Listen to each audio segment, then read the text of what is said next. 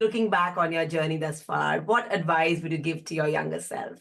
Do everything that you can do to achieve that dream, because it doesn't matter your background, doesn't matter where you come from, it doesn't matter your race, your ethnicity, your gender, your experiences. It's all around the motivation and the fire that you light within yourself, and anybody can achieve anything regardless of where they started. I'm a true testament to that if you just listen to my journey, right? But I didn't always feel that way. And so I wish I could go back and tell my younger self, it's going to be okay. When I had that period of not working and deciding to take off for a year and really making that leap of faith, right?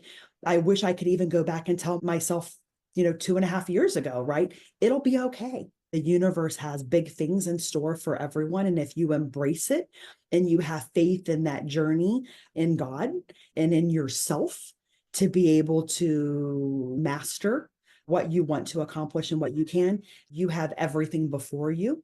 And it's only what you choose to do and what door you choose to open.